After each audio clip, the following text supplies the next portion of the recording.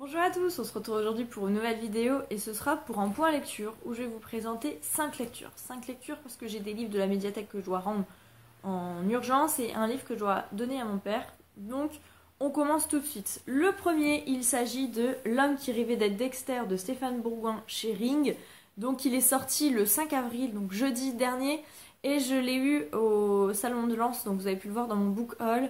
Ici, on va retracer toutes les histoires en rapport avec la série Dexter, puisque la série Dexter qui retrace la vie d'un serial killer qui le jour est flic, la nuit serial killer, et qui tue en fait les criminels qui n'ont pas été chopés par la justice. La série s'inspire d'un tueur en série qui s'appelle Manuel Pardo Jr., donc qui était flic, qui a été viré je ne sais plus pourquoi, et qui a fini par tuer des drogués, pas des drogués, mais des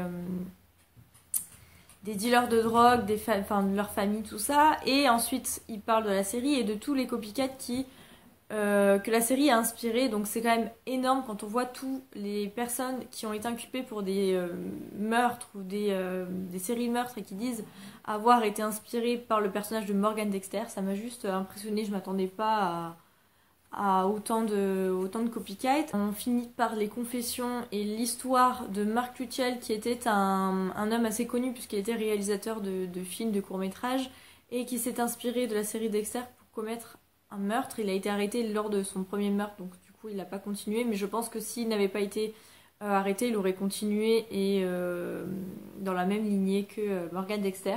Donc voilà, si vous connaissez du Stéphane Bourgoin, vous savez la qualité d'écriture. Ici, j'ai beaucoup aimé la couverture. Non mais c'est celle qui m'a tirée de loin. Enfin, elle est juste magnifique. L'histoire en elle-même, alors on va pas te dire que c'est magnifique hein, parce que c'est des serial killers, donc voilà. Mais par contre c'est hyper intéressant. Et voilà, c'est un livre que je garderai longtemps et que je relirai parce que vraiment j'ai beaucoup aimé. Il est très documenté. Vous avez des photos, des extraits d'articles ou de journaux, de choses comme ça. Donc vraiment je vous le conseille si vous aimez Stéphane Bourgoin et si vous voulez découvrir la plume de cet auteur. Ensuite, j'ai lu Si vulnérable de Simo Hiltunen, donc publié chez Fleuve Noir, qui est paru au mois de février. J'ai eu énormément de mal à lire cette histoire. Pourtant, le résumé me plaisait beaucoup, ainsi que la couverture qui est juste magnifique. On va se retrouver avec une famille bien sous tout rapport, la famille Virtanen, qui va être tuée. Et la police va suspecter en fait, un meurtre familial, puisque le père se serait suicidé après avoir tué sa femme et ses 2 filles. Donc voilà, on va enquêter là-dessus. Mais Laurie Kivy, qui est un journaliste spécialisé dans les faits divers, va avoir un doute, puisque ce n'est pas le premier familicide ces derniers temps. Il trouve qu'il y en a pas mal. Donc il se demande si lui, c'est pas plutôt un serial killer qui sévit en Finlande. Et donc on va le suivre là-dedans. Donc c'est un roman scandinave donc il y a beaucoup de longueur. Je m'y attendais, sauf qu'en fait je l'ai commencé dans une mauvaise période puisque entre la mi-février et fin mars, j'ai eu beaucoup de mal à lire. J'ai eu plein de choses qui se sont accumulées et du coup c'était pas une période pour moi pour lire. Et lire un pavé de presque 600 pages, un polar scandinave, voilà, ça a été compliqué. Par contre, j'ai beaucoup aimé l'intrigue, l'histoire de fond, ça m'a vraiment plu. Le personnage de Laurie Kivy aussi m'a énormément plu malgré sa violence et son ambivalence. Je me suis attachée à ce personnage. J'ai beaucoup aimé aussi la métaphore avec le loup, l'animal, la différence entre l'homme et l'animal et les ressemblances aussi. Donc ça, j'ai beaucoup aimé. Donc je vous le recommande si vous aimez les polars scandinaves, les thrillers scandinaves où il y a des longueurs. Parce que je pense que je l'aurais lu à une autre période, je l'aurais peut-être dévoré. Là, j'ai mis plus d'un mois à le lire, mais c'était plus par rapport aux longueurs et au fait que j'arrivais pas à me concentrer. Mais sinon, l'histoire en elle-même est superbe, les personnages sont très bien décrits, on s'attache énormément à eux et j'ai beaucoup aimé le message de l'auteur, le message que l'auteur a transmis dans ce livre. Donc vraiment, je vous le conseille. Ensuite, un thriller que j'ai lu en lecture commune avec Amandine, il s'agit de La femme à la fenêtre de Agifine, publié chez Presse de la Cité. Ici, on va retrouver un des personnages, enfin un personnage féminin, je ne sais plus le prénom, qui suite à un accident tragique va être victime de stress post-traumatique et va être recluse chez elle. Elle va plus supporter d'aller dehors, donc agoraphobie mais au plus grand degré. Et donc elle va être recluse chez elle, les volets fermés, tout fermé. Et le seul moyen qu'elle a de voir l'extérieur, c'est son appareil photo avec lequel elle épie ses voisins, donc elle sait tout, la vie du quartier. Et jusqu'au jour où en fait elle pense être témoin d'un meurtre et du coup elle va appeler la police, sauf que la personne qui devait être victime est vivante, donc voilà, la police n'y croit pas. En plus, elle boit, donc du coup les flics vont se dire voilà, c'est une folle, elle a rêvé. C'est aussi une femme qui est très très fan des anciens films en noir et blanc, plutôt polar thriller. Donc voilà, entre le mélange de la réalité, des films, voilà, ça va être compliqué. Ça aurait pu être bien, au vu du résumé, je pensais que ça allait être intéressant, sauf que sur 580 pages, quelque chose comme ça, j'ai adoré que les 150 dernières pages. Donc certes, ça refait monter ma note qui était plutôt moyenne, voire négative. Arrivé, voilà, les 150 dernières pages, on enchaîne les actions, mais alors dans les 300-400 premières pages, on se fait chier. Mais avec Amandine, heureusement qu'on l'a lu en lecture commune et qu'on se motivait pour notre lecture, parce que on s'est dit mais ça va démarrer quand? On arrive à 300 pages, 350 pages, ça démarre pas. On se dit mais où est-ce qu'elle est l'action quoi? C'est un thriller, c'est censé avoir plein de rebondissements et voilà, finalement moi je me suis vraiment ennuyée dans cette histoire. La fin est plutôt bien, j'ai apprécié la fin, mais voilà, c'est pas 100 pages sur 600 pages qui vont faire que je vais vous recommander ce roman.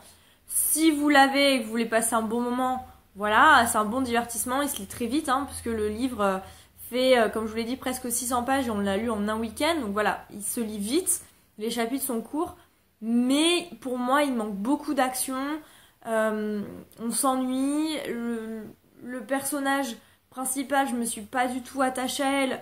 Voilà, contrairement à Si Vulnérable où je vous disais que je l'ai lu, mais c'était une bonne lecture, je me rappelle de Laurie Kivy, je m'en souviendrai de ce personnage. Autant que dans La femme à la fenêtre, ça fait une semaine et j'ai déjà oublié le nom du personnage. Donc voilà, j'ai eu un peu de mal.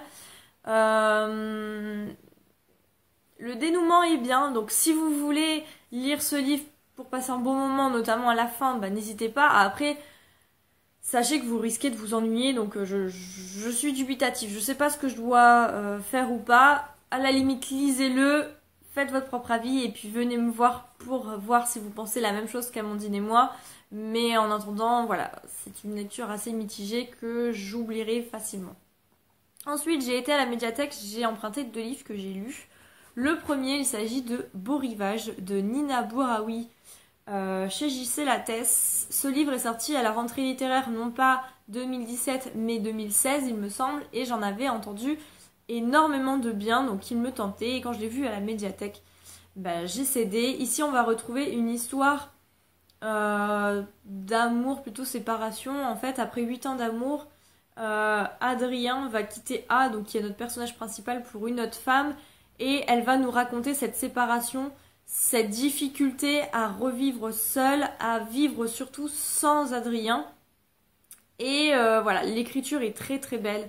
C'est une écriture poétique avec voilà, des phrases magnifiques. L'intrigue en elle-même est bien, mais j'ai pas non plus trouvé ça fou. En fait, je pense que ce soit pour lui ou le prochain roman que je vais vous présenter, j'avais mis la barre très très haute puisqu'on entend que du bien, mais que des coups de cœur, des choses comme ça. Donc je l'avais mis très très haut. Ici, j'ai beaucoup aimé le roman, j'ai beaucoup aimé la plume en fait de l'auteur, mais voilà, j'ai pas trouvé ça non plus bouleversant et ça restera pas non plus une des lectures inoubliables de cette année. Mais j'ai passé un très bon moment, ça se lit très vite et vraiment, rien que pour le côté poétique de la plume de l'auteur, je vous le conseille parce que c'est un très bon contemporain sur la séparation. Après voilà, au niveau de l'amour et des choses qu'elle ressent et qu'elle pense, je ne pensais pas forcément totalement comme elle, donc c'est peut-être ça aussi qui m'a un peu refroidi. Et enfin, dernier livre que j'ai lu et que j'ai emprunté aussi à la médiathèque, En attendant Boringlès d'Olivier Bourdeau chez les éditions Finitude, donc pareil, qui était sorti à la même rentrée littéraire, il me semble, que Beau Rivage. On en avait entendu que du bien, que des coups de cœur, que voilà, il y avait même eu un prix, il me semble. Ici, on va retrouver Donc ça va être, le narrateur est un petit garçon, un mélange entre le petit garçon et puis le papa, et on va être plongé dans une famille où la maman est complètement folle. Elle va faire des choses complètement folles, ça va être raconté sous le ton de l'humour, sous le ton de la dérision, mais on y sent une histoire très très très très triste. J'ai eu un peu de mal quand même avec l'écriture de l'auteur qui est assez particulière. C'est ce qui fait le point fort de ce roman, et je pense que c'est pour ça qu'on en a entendu autant parler. C'est vraiment que l'écriture de l'auteur est très spéciale. Mais voilà, j'ai eu quelques difficultés à certains moments, pourtant il est très très très court. Mais l'histoire en elle-même est très touchante. J'ai été bouleversée par la fin, par l'histoire de ce petit garçon, par la vision que ce petit garçon a de sa famille et des critiques qu'il reçoit par rapport au comportement de sa mère notamment, à l'amour que peut porter le père à la mère. Enfin c'est... Voilà, j'ai trouvé que l'histoire en elle-même était très très très belle. Mais j'ai eu un petit peu de mal quand même avec l'écriture d'Olivier Bourdeau et sa plume. Mais voilà, donc si vous voulez tenter, si vous l'avez toujours pas lu, parce que je pense qu'il y en a quand même énormément, vous êtes énormément à l'avoir déjà lu, mais si vous le connaissez pas, que vous voulez un contemporain assez original, parce que on peut dire ce qu'on veut, mais l'histoire et l'écriture est très originale. Je n'ai jamais vu une histoire racontée sous ce versant-là. Donc voilà, j'ai bien aimé cette histoire, même si à ma lecture j'ai eu du mal avec l'écriture de l'auteur. Donc voilà, à vous de faire votre propre avis.